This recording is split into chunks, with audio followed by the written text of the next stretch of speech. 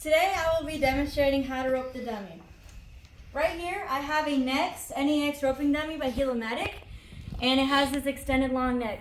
The reason why it has a longer neck is because it really teaches us calf ropers to really learn how to reach and really follow through with their loop. Right here I have a rope called the Edge by Fastback. I like to use this one because it's specifically a calf rope, and it's heavier, but it's a lot softer on my hands. Of course, there's different brands, there's different colors, different shapes, different sizes and weights. I'm going to break down the demonstration using three steps. Number 1 is going to be our swing, number 2 is our throw, and number 3 is our slack. So to start off, I'm going to explain that this is the tip of our rope. This is going to be very important when describing the swing. So I'm going to stand right here. I'm going to swing my rope, and that tip should be somewhat towards the back of the calf. If I'm too close, here's a little trick I learned. If I'm too close, my tip should be lower. And if I'm a little far behind, my tip should be higher. This is all about control of where your rope is going to go and how far. So for demonstration purposes, I'm going to stand somewhat in the middle and still keep my loop and my tip on the back of the calf. So that's going to be our step number 1. Our step number 2 is going to be our throw. If you look closely, I have my pointer finger right here on the rope.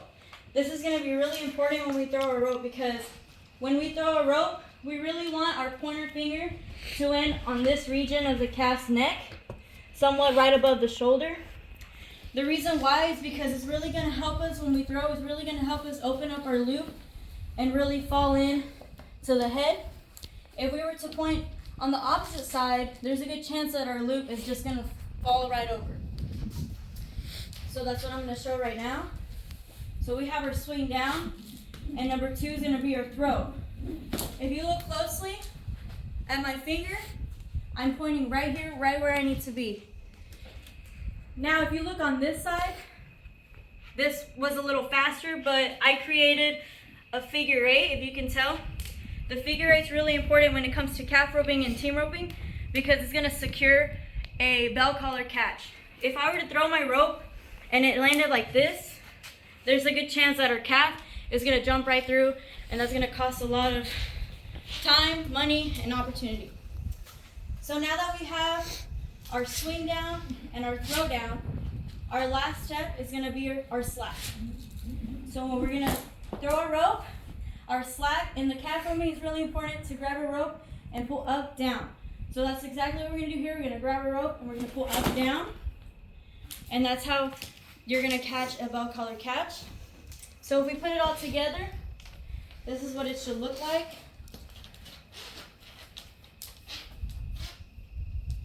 We're going to start with our swing, our throw, and our slack. If this were a rodeo, if you notice this flag at the end of my rope, if we were at a rodeo, this part of the rope will be tied to our saddle horn with a string. As soon as I pull my slack, I'm going to stop my horse, and my rope is going to pop off. As soon as my rope pops off and this flag falls off, that's when the flagman throws his flag down, and that's when they stop the time.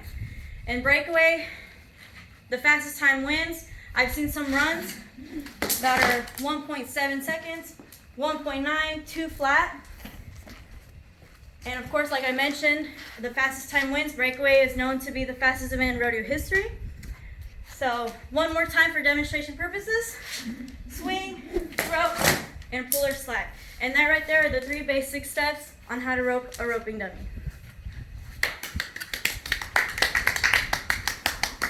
I'm gonna start tomorrow.